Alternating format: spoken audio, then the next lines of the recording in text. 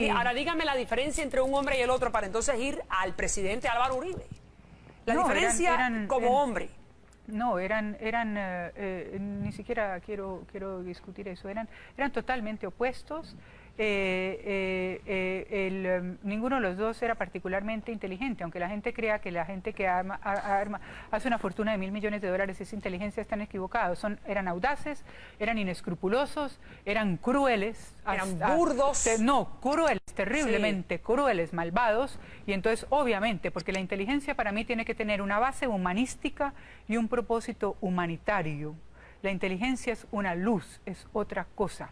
Estos eran hombres audaces, esto era una cosa muy distinta, hábiles y sagaces como ninguno, ¿no? Usted puede utilizar la inteligencia para el bien o para el mal. Pero bien, vamos entonces a la parte de la política colombiana. Usted dice en el libro que los narcos prosperaron en Colombia no porque fueran unos genios, sino porque los presidentes eran muy baratos. Escuchen esto, que los presidentes colombianos eran muy baratos, significa que eran muy baratos y muy fáciles de comprar. Sí, eran muy baratos. Le voy a ir mencionando una serie de presidentes colombianos. Alfonso López Michelsen, y quiero solamente que me diga, para entonces llegar al presidente actual, que me diga si estuvo comprado por los narcos. López Michelsen. Tanto como estuvo comprado, no, pero recibió mucho dinero para su campaña presidencial frente a Belisario Betancur. No es lo mismo. Estuvo comprado y les prestó muchísimos servicios. Y delante mío, Rodríguez Orejuela le mandaba pasajes a Europa, a él y a su mujer. Era una cosa impresionante. No, entonces... El día que Santofimio viene con Rodríguez Orejuela, el día que Rodríguez Orejuela sale de la cárcel, trae a Santofimio, el candidato de Pablo, a mi apartamento, y va nuevamente para donde Alfonso López Michelsen. Habían venido en el año 83, Pablo, con todo el cartel de Medellín. Ahí está López Michelsen en pantalla. César Turbay Ayala. Julio César Turbay Ayala realmente no, era el tío de Aníbal, mi novio con el que yo conozco a Pablo.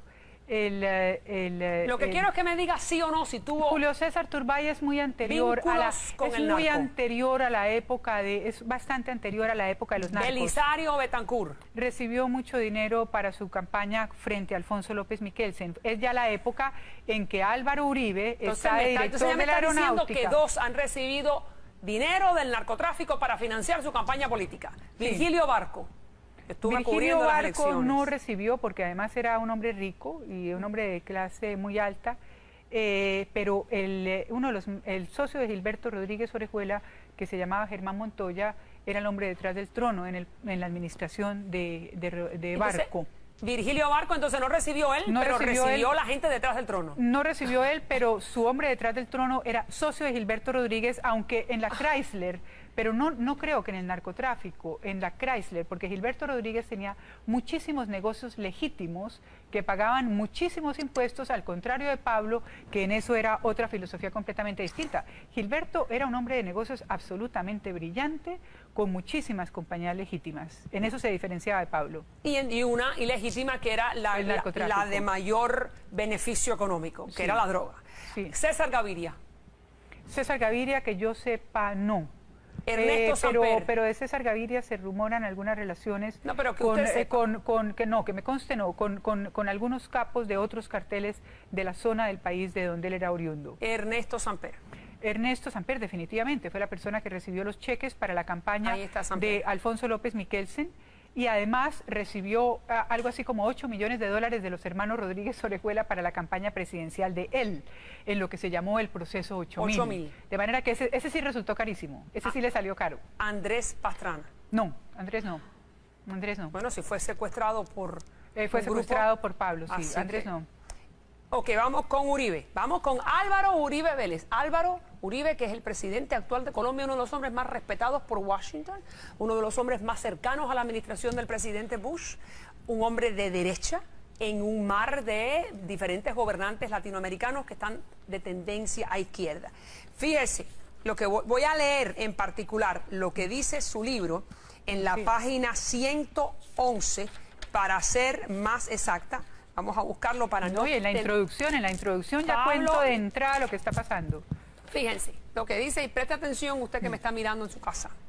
Pablo me presenta al ex alcalde de Medellín y me simpatiza de inmediato porque pienso que es uno de los contados amigos de Pablo con cara de gente decente y que yo recuerde el único con gafas de estudioso.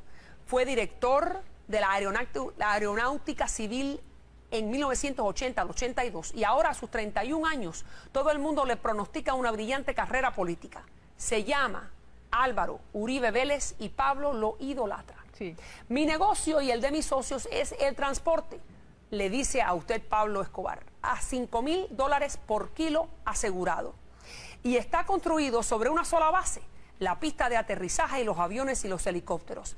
Ese muchacho, Álvaro Uribe, ese muchacho bendito, con ayuda del subdirector César Villegas, nos concedió docenas y docenas de licencias para las primeras y centenares para los segundos. Sin pistas ni aviones propios, todavía estaríamos trayendo la pasta de coca en llantas desde Bolivia y nadando hasta Miami para llevarle la mercancía a los gringos. Gracias a él, me refiero al presidente, gracias a él, es lo que yo estoy enterado de todo lo que pasa en la aeronáutica civil y en el aeropuerto de Medellín, ahí donde lo ves con sus gafas. Y esa cara de seminarista es un peleador bravísimo. Bueno, entre otras Estos cosas son aseveraciones sumamente graves, señora Claro, Vallejo, sobre el presidente de Colombia, Es el que historia está antigua. recibiendo cerca de $4,000 millones en un plan Colombia, que es de ayuda por parte de los Estados Unidos al narcotráfico colombiano. Cuénteme. Bueno, le cuento que me arrepiento de haber dicho gafitas de estudioso, me traicionó el subconsciente, porque como ¿Es verdad? llevo 20 años viéndolo retratado con gafas, entonces me traicionó el subconsciente de haber dicho cara de estudioso, no gafitas de estudioso. Él salió a decir que yo estaba mintiendo porque había dicho gafitas de estudioso. Me arrepiento, señor presidente, de haber dicho que tenía gafitas de estudioso. Listo, no las tenía. Ya en la corrección del libro dice cara de estudioso o cara de seminarista. ¿Estaba en el narcotráfico el En el presidente narcotráfico Uribe? no, yo no sé si en el narcotráfico estaba o no. Mire, yo había podido poner en Pero el si libro... usted dice que le está dando sí. la licencia para las pistas, Sí, para que sí, aterricen sí, los sí, aviones, sí. para que se llenen de la coca.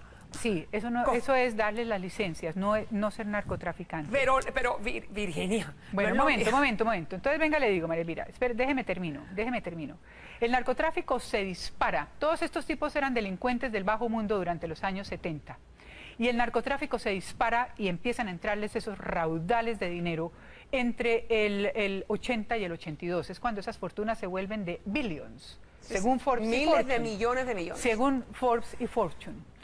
Y eso coincidencialmente es la etapa en que Álvaro Uribe Vélez es director de la aeronáutica, y muchos de los archivos de la gestión de Álvaro Uribe durante esos 2 años se han desaparecido misteriosamente. Supongo que para eso sirve tener a Juan Manuel Santos de director del Tiempo, o yo no sé qué ha pasado. El periodista Daniel Coronel, que empezó a investigar todo eso, tuvo que salir corriendo de Colombia, y a un periodista del Nuevo Herald, a quien el presidente tuvo el nervio de decir que había escrito mi libro. Imagínense, como si esto lo hubiera podido escribir ese señor. Esto es escrito con la piel y el corazón de una mujer, ¿no? Y además ese señor escribe muy mal y no escribe con el estilo mío, que es, gracias a Dios, creo que impecable.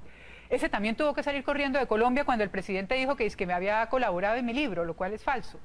Yo había podido poner todas las investigaciones que ese tipo alguna vez hizo, o que Daniel Coronel hicieron, sobre el pasado del presidente en unos helicópteros, en unas cosas de las que ahorita voy a hablar, y no las puse en mi libro. Yo me limité a poner en mi libro estrictamente lo que Pablo me dijo y lo que me consta.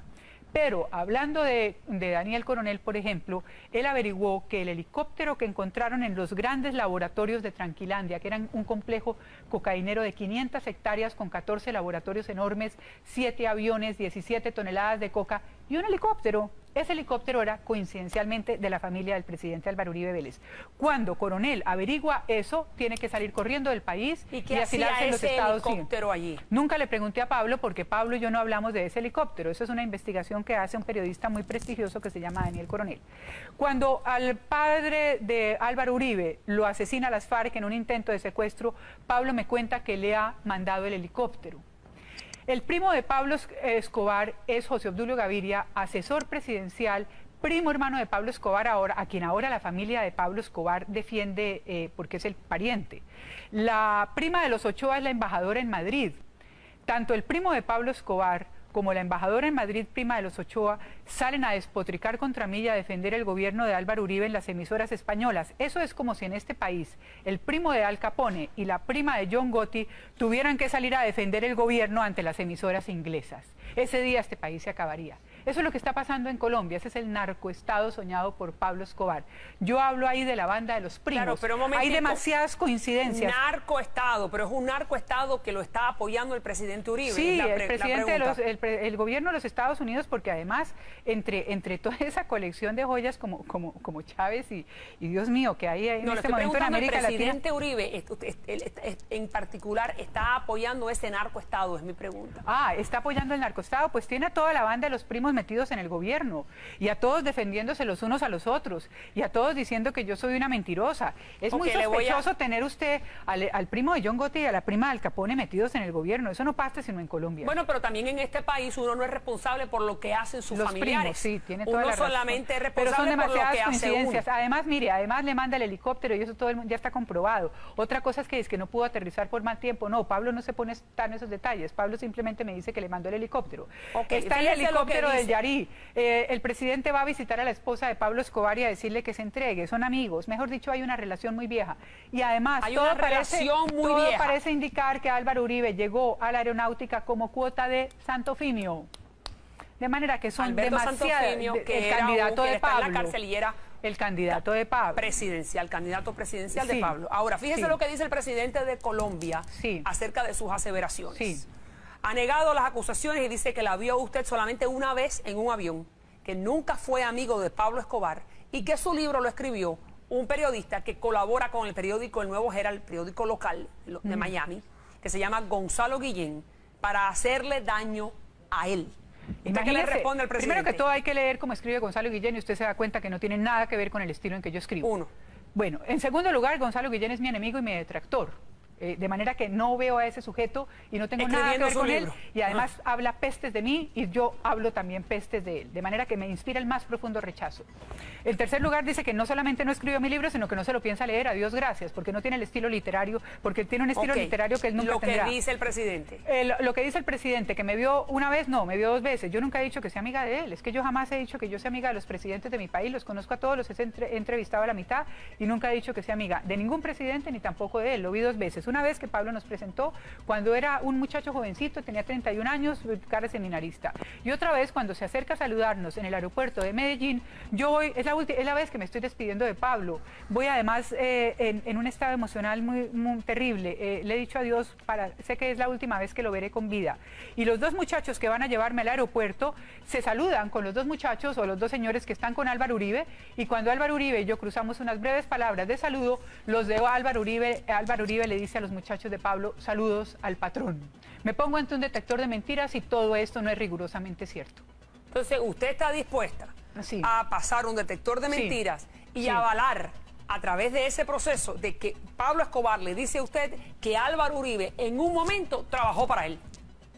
Les consiguió las licencias a todos los narcos para las pistas de aterrizaje de los aviones y los helicópteros. Suficiente. No solamente a Pablo, a todos ellos. Si a no todos es trabajar ellos. para el Y narcotráfico, además, mire, no sé cómo se llama, tengo que además hacer una le pedí pausa. ese polígrafo a la DEA insistentemente. Yo les rogaba y les suplicaba que me pusieran el polígrafo ¿Y qué le no me dijo la hicieran DEA? repetir más. Y me decían que el polígrafo era para los chicos malos. Yo les decía, por favor, póngame un polígrafo y voy en vivo y en directo delante de las cámaras a las 7 de la noche en Colombia. Muchísimas, ya En regreso. televisión. Ya regreso. ¿Qué es lo que usted considera que es sospechoso alrededor del presidente Uribe? Hay muchas cosas, además, la parte de la gestión de Uribe en la aeronáutica ha dado lugar a controversias que tienen años, esto no me lo estoy inventando yo. Su sucesor en la aeronáutica se llama el Bandi César Villegas, era un bandido. Y el Bandi César Villegas es asesinado cuando se preparaba a reunirse con la embajada americana para entregarle unas cajitas.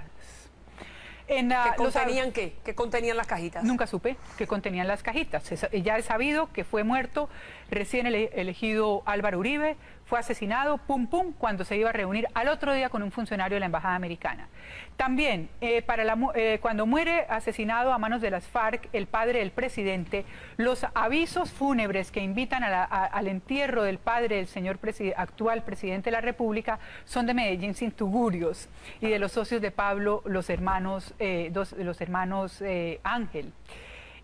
Curiosamente, en un helicóptero de esos hermanos Ángel también se mata Pedro Juan Moreno, que era el hombre que mejor conocía el pasado imperfecto del señor presidente de la República y que lo había acompañado a Washington a una visita al Departamento de Estado, donde parece que le habían mostrado muchas cajas y cajas y cajas que decían Álvaro Uribe, Álvaro Uribe, Álvaro Uribe, Álvaro Uribe. Hay demasiadas historias de vinculación y muertes extrañas y muchos nexos con el narcotráfico, no solamente con Pablo, sino con otros narcotraficantes. E invito, por esta aseveración tan seria que usted está haciendo, invito al presidente, nos vamos a comunicar con su oficina, específicamente con el cónsul colombiano en el sur de la Florida, con el cónsul colombiano en Nueva York o en Los Ángeles, donde también nos están viendo a través de DirecTV, para que, o el embajador colombiano en Washington, obviamente, para que venga y conteste estas aseveraciones, estas acusaciones al primer mandatario del país. Al primer mandatario del país. Déjeme entonces. El periódico El Mundo publica los avisos fúnebres. Medellín sin Tugurio se invita. Guillo y Juan Santiago Ángel invitan. De manera que eso es historia patria. Vamos entonces, mire. Sí. Le voy a hacer un relato de los crímenes más horrendos, entre muchos, que cometió Pablo Escobar. Los asesinatos de Rodrigo Lara, el ministro, y Luis Carlos Galán, que era el candidato liberal a la presidencia querido, que todo indicaba que iba a ser el próximo presidente de Colombia, muerto en un evento público, que todos hemos visto el video. El bombazo al avión de Avianca. Un avión civil, un bombazo en pleno vuelo. La masacre del Palacio de Justicia y el bombazo en contra de un centro comercial. Mi pregunta a ustedes, conociendo el dolor que han creado todos estos eventos a miles de familias colombianas, ¿se siente usted remordimiento, culpa? Cuando cae el avión de Avianca, manera responsable. Cuando asesinan a Luis Carlos Galán, yo estoy en Alemania cooperando con Interpol. Estoy absolutamente horrorizada, espantada. Soy una de las víctimas. Ya yo no tengo nada que ver con esa gente. Soy una víctima de esa cosa monstruosa. Cuando Pablo y yo nos separamos, se enloquece y empieza la guerra. 3 meses después empieza la guerra. Entonces, ¿y usted cree que la guerra empieza por la ausencia suya en la vida de él? No, empieza por muchos factores en los que yo soy apenas uno de los catalizadores. No tiene quien le pegue riendazos, quien lo tranque. Yo lo trancaba mucho. Yo trataba de usar un lenguaje que él entendiera para hacerle ver que lo que iba era camino del suicidio, ¿no? Entonces, y además se va en esa guerra contra Rodríguez Orejuela, que es una guerra ciega que yo trato de parar, y yo veo que yo no la voy a poder parar, porque si Rodríguez acaba de salir de la cárcel y Pablo y él se van a matar. Entonces todo el avión de Avianca y la muerte de Luis Carlos Galán y el Centro 93 y todo ese narcoterrorismo, eso ocurre después de que yo ya no vuelvo a ver a esa gente. Yo estoy horrorizada, yo soy una víctima más, yo estoy cooperando con Interpol, yo vivo en Alemania. Usted es una víctima más, pero mi pregunta... Ya hay una cosa de Luis Carlos Galán gravísima. Ahora me lo va a decir, pero en el momento que usted se acuesta en su cama y que pone la cabeza en la almohada, ¿usted no siente en algún momento haber sido parte de la vida del hombre causante de todo ese sufrimiento, de este sádico, este psicópata? Remordimiento, culpa. No, porque es que yo que hice fue tratar de parar a ese psicópata, y cuando se va de mis brazos llega a mis brazos siendo un niño, sale de mis brazos hecho un hombre, decidido a convertirse en monstruo para pasar a la historia convertido en mito.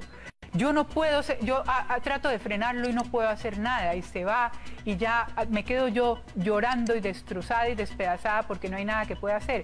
Y a propósito de lo de Luis Carlos Galán y el Palacio de Justicia, todos esos sofismas de distracción de pretender que yo sabía y que yo podía haber parado esas muertes y esos horrores, esos son sofismas de distracción, y le voy a decir por qué. Es hora ya de que la familia de Luis Carlos Galán Sarmiento y el hijo de Luis Carlos